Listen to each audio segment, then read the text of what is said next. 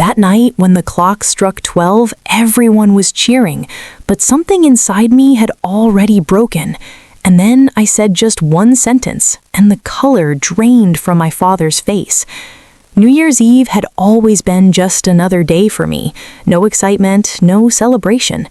Since childhood, I had understood that for some people, festivals bring happiness, and for others, they bring responsibilities. That night was no different. "Stay here, take care of the kids," my stepmother said in a casual tone, as if she were giving instructions to a servant. 5 children, not 1, not 2, 5. And me? I was only 19. My stepbrothers and stepsisters were running around the living room, shouting, dropping chips everywhere, and the TV volume was so high it felt like my head would explode. The rest of the house, my father and his new family, were getting ready for a party. I stood there quietly. "You heard me, right?" she said again. I nodded. Yes. The truth was, I had gotten used to saying yes since childhood. After my mother passed away, everything changed. There had been love and laughter in the house before, but then one day it all ended, and within a few months a new woman entered my father's life. She never treated me like her son, and my father, he never tried to protect me. "Make sure there's no trouble, and put them to bed on time," my father said while putting on his jacket. There was no warmth in his eyes anymore, just a formal look. I simply replied, "Okay." They left. The door closed, and only me and those 5 kids remained in the house. At first, I tried to stay calm. I told myself it would just be a few hours, but within minutes, chaos began. One of them started crying loudly, another spilled juice on the floor, 2 of them started fighting over the remote, and the youngest kept shouting, "Mama, Mama," non-stop. I moved quickly from one place to another, trying to fix everything, cleaning the mess, calming them down, switching on cartoons, making sure no one got hurt. But no matter how much I tried, it never felt enough. And inside, I was slowly breaking. Not because of the noise, but because of the feeling that this was my role and nothing more. Why me? Why was I always the one expected to adjust? Why did no one ask how I felt? Time kept passing. It was already 11:50 p.m. The kids had finally started to calm down. Some were sitting quietly, some were half asleep, and the house had become a little quieter. I stepped out onto the balcony. A cold breeze touched my face. In the distance, fireworks were already starting. People were celebrating, laughing, counting down to the new year. I watched silently. For them, this moment meant fresh beginnings. For me, it felt like nothing had changed. Just the same life, the same emptiness, the same silence. The countdown began. 10, 9, 8. I slowly closed my eyes. 7, 6, 5. My mother's face came into my mind. Her smile, her voice, the way things used to be before everything fell apart. 4, 3, 2. My chest tightened. Tears started forming in my eyes. 1. Fireworks exploded in the sky. "Happy New Year!" voices echoed from outside. But inside the house, there was silence. Not peaceful silence, empty silence. Then suddenly, my phone rang. It was my father.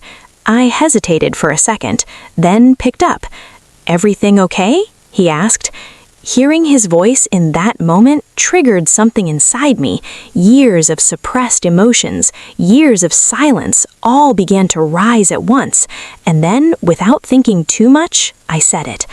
"Dad, do you even know that you never treated me like your son?" The other side went completely silent. "What?" His voice sounded confused and slightly shaken. I continued, my voice trembling but honest. "I'm not a babysitter for 5 kids. I'm your son, or at least I was." Silence again. This time longer. He didn't respond immediately. "Why are you saying this?" he finally asked, his tone softer now. I let out a weak, empty laugh. "Because you were never there to see it." After my mother passed away, I was alone, and you never asked if I was okay, not even once. My voice started breaking. Every time I needed you, you were either busy or with them. I learned to stay quiet, to not expect anything. I became something else in this house, not a son, just someone who helps, someone who adjusts, someone who doesn't matter. On the other end, I heard a faint sound, like he had sat down. "No, I didn't realize," he said slowly. There was something in his voice I had never heard before. Regret, guilt, shock. I wiped my tears, but they kept coming. For once, I just wanted you to see me, not as someone responsible for others, but as your own son, someone who has feelings too. There was a pause again. This time, the silence felt different. He took a deep breath. "I'm coming home," he said suddenly. I was a bit surprised. "The party?" I asked. "Forget the party." And the call ended. I stood there for a moment, trying to process everything. My heart was still racing. My hands were slightly shaking. I didn't know what would happen next. I didn't know if things would actually change. But one thing had already changed. For the first time in years, I had spoken up. About 20 minutes later, the front door opened. My father had returned. He didn't look like the same man who had left earlier for the party. His face was pale, his eyes red, and his expression carried something I had never noticed before: regret. "Where are the kids?" he asked first. "They're asleep," I replied softly. He nodded slowly and then looked around the house. Everything was quiet, clean, under control. Then his eyes settled on me. There was a long pause, not awkward, but heavy. It felt like he was trying to find the right words, or maybe trying to process what had just happened. Finally, he stepped closer, and then, without saying anything, he hugged me. It caught me completely off guard. It wasn't a casual hug. It was tight, emotional, real. "I'm sorry," he whispered. His voice cracked. "I lost you, and I didn't even realize it." My tears wouldn't stop. I held him back tightly, just like I used to as a child. That moment felt different. Not perfect, not magical, but real. After that night, things didn't change overnight. The environment in the house remained the same. My stepmother didn't suddenly become kind. Life didn't turn into a fairy tale. But something important had shifted. My father started to make an effort. He began talking to me every day, asking, "How are you?" Simple things, but for me, they meant everything. Sometimes we would sit together, share silence, or talk about random things. Slowly, the distance between us began to reduce. Not completely, but enough to feel real. And sometimes, when I look back at that night, I realize something important. If I had stayed silent, nothing would have changed. Not my situation, not my relationship, not my life. But I spoke, and that one moment of honesty opened a door that had been closed for years.